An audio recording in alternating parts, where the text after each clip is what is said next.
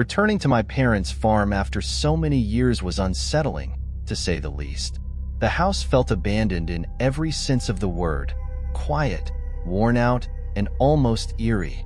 I spent the entire day cleaning and trying to make it livable again, but there was this constant feeling that something was off.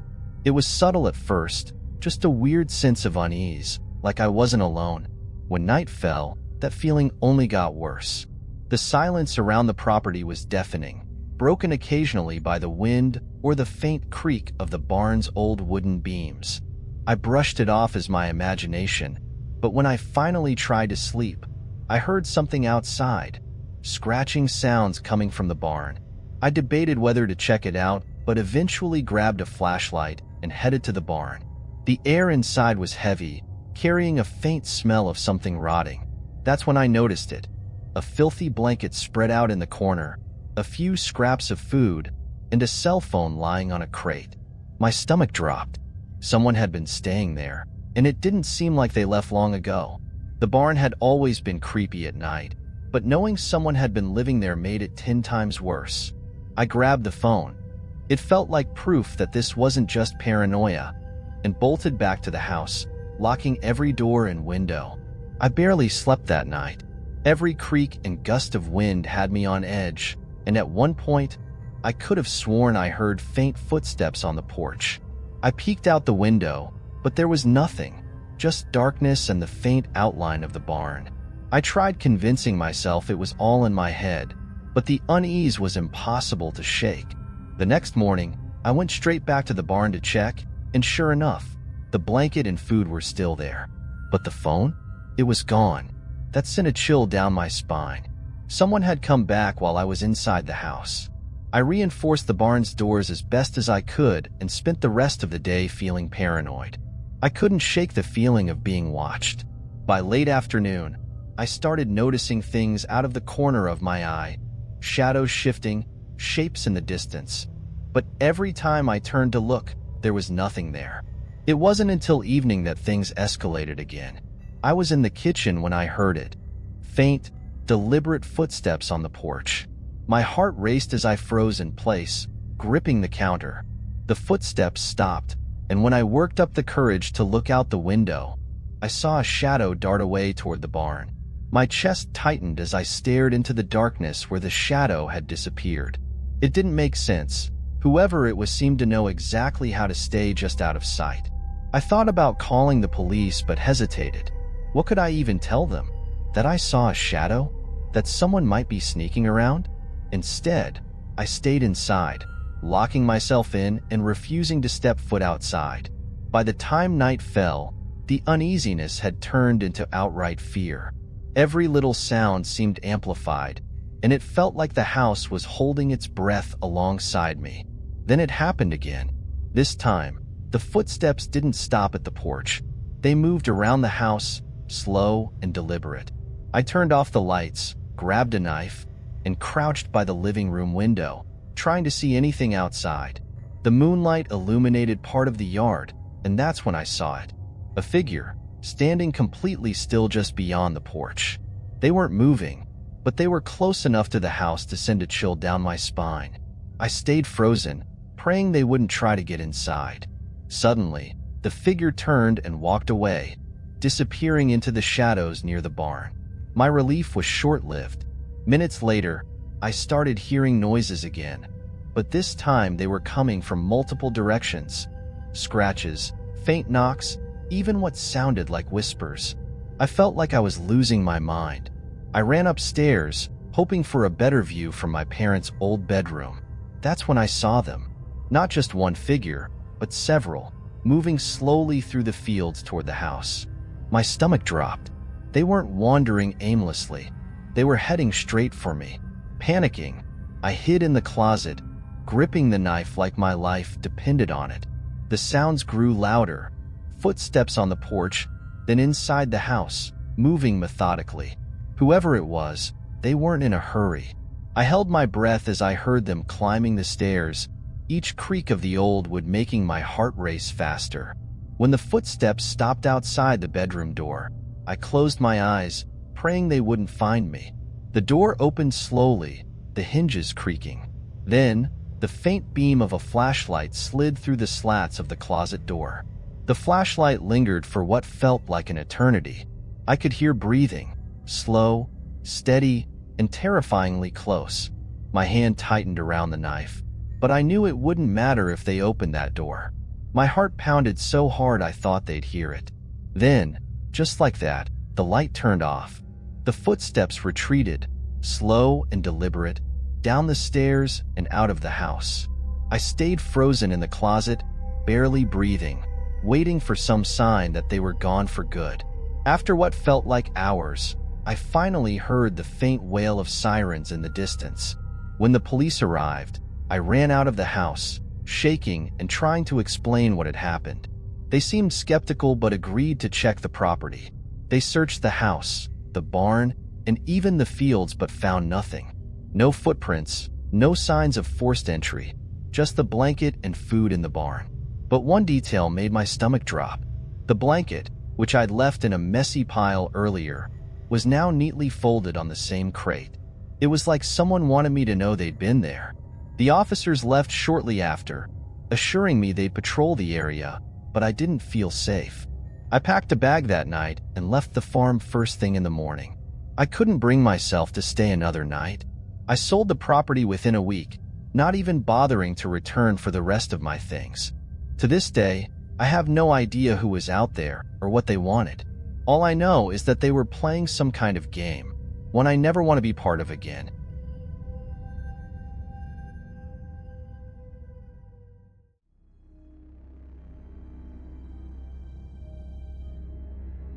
I've always liked the idea of getting away from everything for a while, so I rented a small house in a remote village for a quiet vacation. Most of the houses around looked abandoned, but that didn't bother me.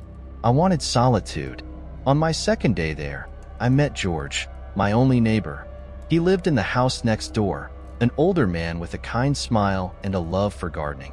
His house looked worn but cared for, with flowers blooming in the front yard. We quickly became friendly, chatting whenever we crossed paths. George told me he'd lived there for years, enjoying the quiet life and tending to his garden every morning. On Saturday, I noticed something odd. George's house was silent, and he hadn't come out to the garden like he always did. At first, I thought he might just be sleeping in, but as the day went on and there was still no sign of him, I started to get concerned. I went over to knock on his door, but there was no answer. I knocked again later that afternoon. Still nothing. By the time night fell and the house remained completely dark, I couldn't shake the feeling that something was wrong. The next morning, the house was still silent, and George's garden, once so neat, looked neglected, with flowers beginning to wilt. My worry grew, so I called the police. I explained that my elderly neighbor had vanished, and they agreed to send someone to check. When the officers arrived, I told them everything, and they decided to enter the house. I waited outside, watching nervously as they went in. The minutes stretched out, and when they finally came back, they looked at me with confused expressions. "Are you sure someone was living here?" one of them asked. I was stunned. Of course, I was sure. I explained about George, the garden, and our daily conversations, but they said the house looked completely abandoned. They even invited me to look inside. The interior was dusty and lifeless, with furniture covered in sheets, like no one had lived there for years. I felt like the ground had been pulled out from under me. How could that be possible when I'd just spoken to George a few days ago? I couldn't wrap my head around it. The police said there were no signs of anyone living there. No food, no clothes, no personal belongings. They told me the house had likely been empty for years. But I knew George was real. I had spoken to him, seen him, even accepted fruit from his garden. As I stood there, frozen in disbelief, I caught a glimpse of the garden through the window. The flowers looked worse than before, as if they had been wilting for weeks instead of just days. When I mentioned George's name to the officers, they exchanged an odd look but didn't say anything. They left soon after, telling me there was nothing more they could do. That evening, as I sat in my living room trying to process everything, something in the corner of my eye caught my attention. Through the window, I saw a faint light flicker on in George's house, coming from the second floor. My stomach dropped. The police had checked the house thoroughly and told me there was no electricity connected. I stared at the dim light, frozen, trying to convince myself it was my imagination. But before I could react, the light went out just as suddenly as it had appeared. I debated whether to call the police again, afraid they'd think I was losing it. Instead, I decided to wait. But the uneasiness grew stronger, and I couldn't sit still. Against my better judgment, I went outside and walked back to George's garden. As I approached, a strange chill swept over me. It didn't feel like the usual evening breeze. It was something colder, heavier. When I reached the garden, I noticed something that hadn't been there earlier. A watering can sitting next to the bench. It was wet, yet the soil around it was completely dry. I backed away, my pulse racing. Nothing about this made sense. I wanted to run back to my house, but I couldn't take my eyes off the house. The garden, once full of life, now looked like it belonged to a place long forgotten. That night, I locked all my doors and windows and left every light in my house on. I barely slept, my mind replaying every conversation with George, trying to make sense of what had happened. But no matter how hard I tried, one question remained. If George wasn't real, then who or what had I been talking to?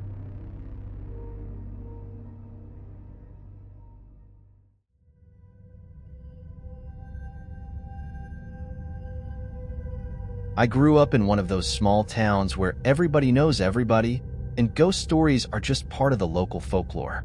Until that night, I always thought those stories were just that, stories. But when sheep started disappearing from the farms over the past few weeks, things got serious. Some vanished without a trace, while others were found torn apart, like a large animal had attacked them.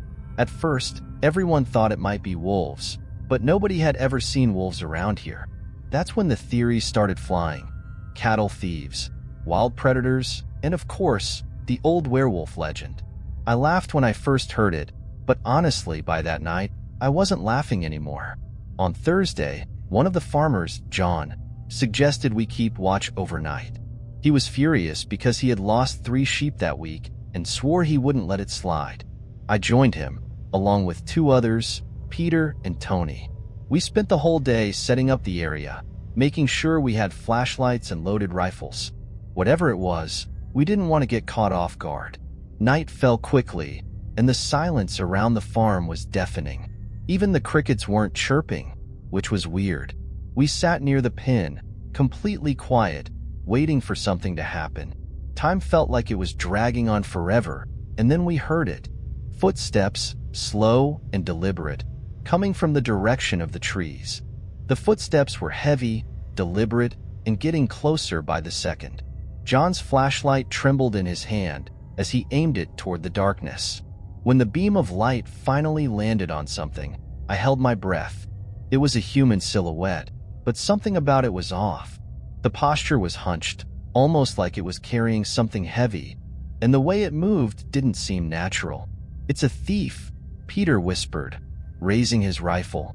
Before anyone could react, John yelled, "Hey, stop right there." The sound of the rifle being cocked was the only reply we got. Then, John fired. The shot echoed across the farm, and the silhouette dropped to the ground like a rock. We froze, waiting for something, anything, to happen. I could feel my heart pounding so hard it felt like it was outside my chest.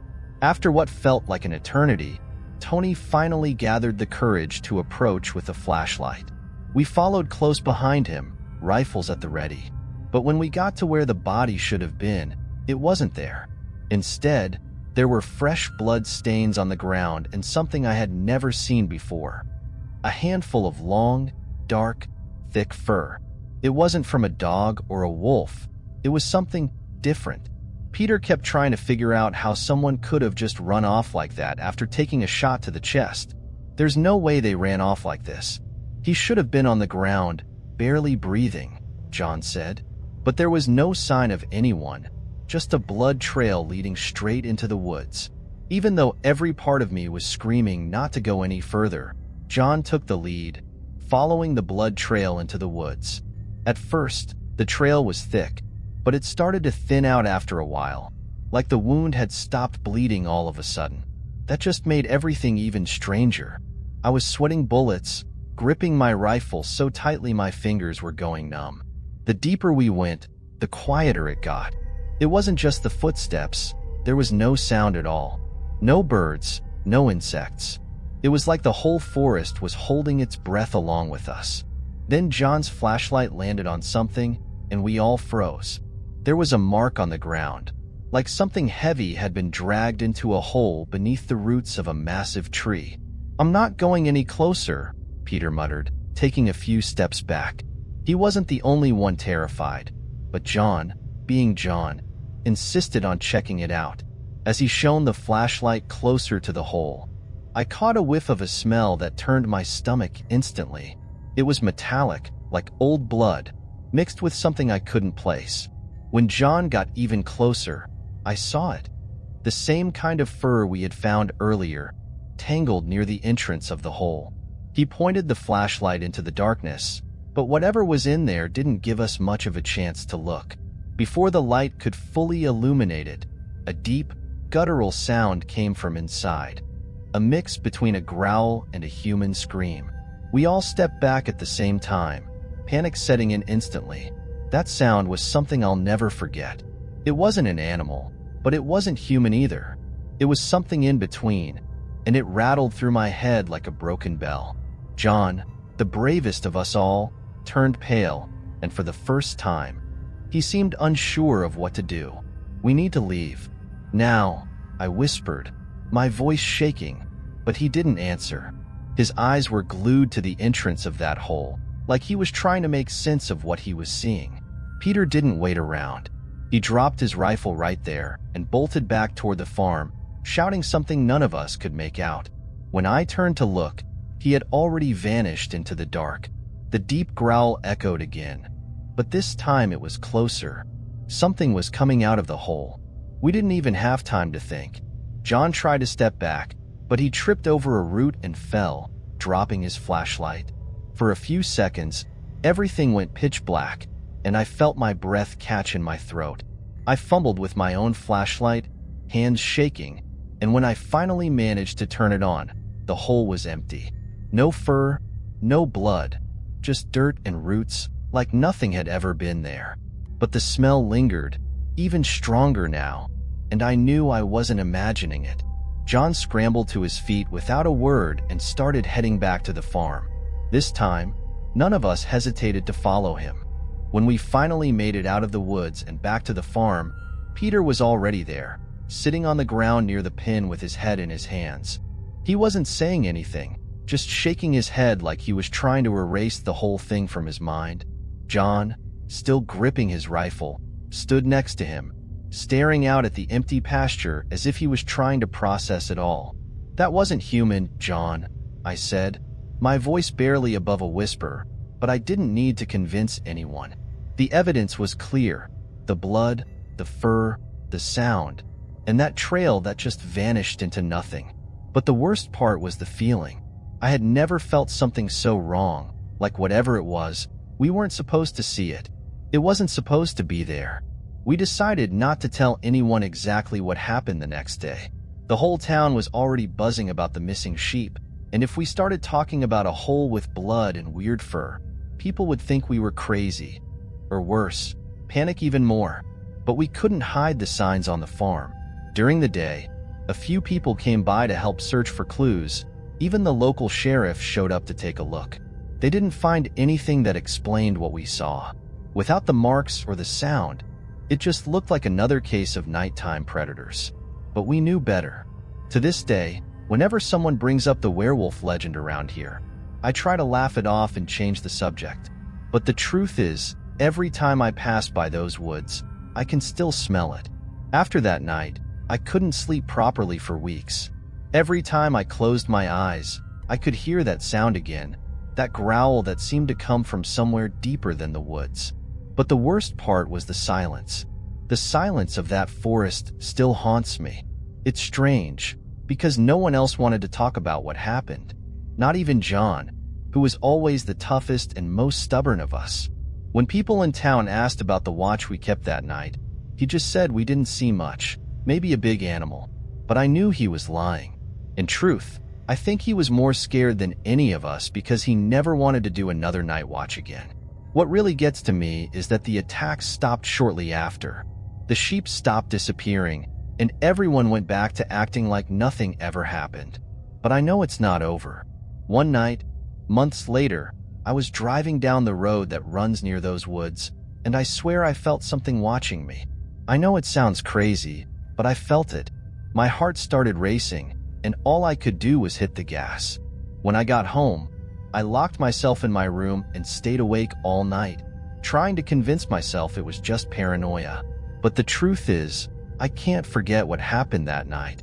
I can't forget the smell, the fur, the blood, and that sound.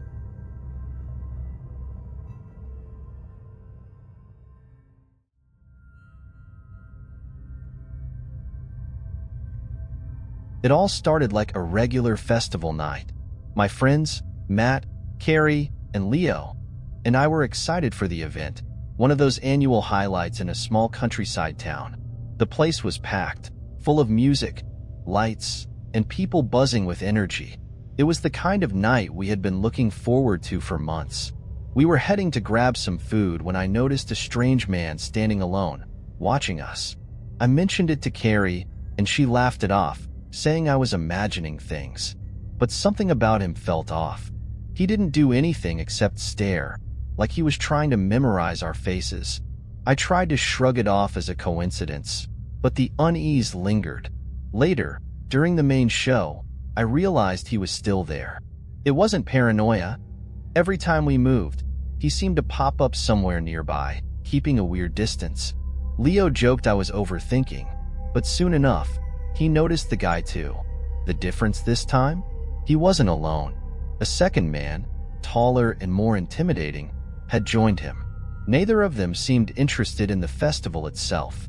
Carrie suggested we stick close to the exits, just in case. Even with the music blasting and the crowd around us, the carefree vibe of the night had completely shifted. Every move we made felt more deliberate, and the unease started turning into real fear.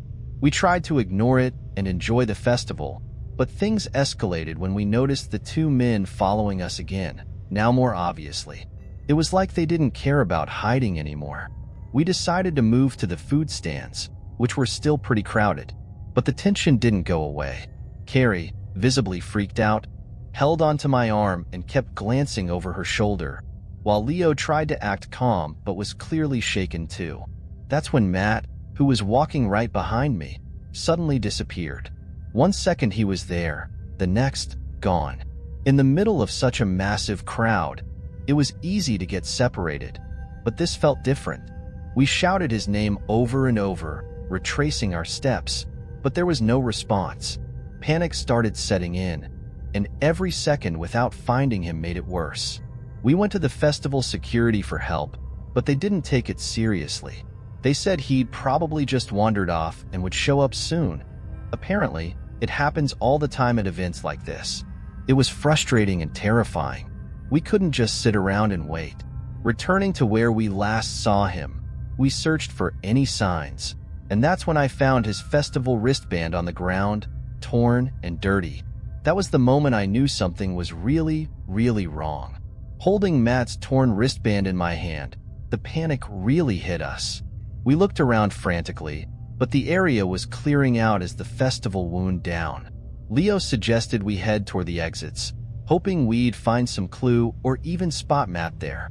On our way, we noticed something that made my stomach drop. A dark van parked on the side of the road, and the two men from earlier standing near it, watching us. They didn't even try to hide it this time. We froze, unsure of what to do. Walking up to them seemed like a terrible idea, but ignoring it felt even worse. Before we could decide, the van's engine started, and it drove off, leaving fresh tire tracks in the dirt. We decided it wasn't safe to stay, so we headed to the car, praying Matt might have gone back there. But he wasn't. As we stood there trying to figure out our next move, we noticed something else. The tire tracks left by the van veered off the road onto a dirt path that led into a wooded area.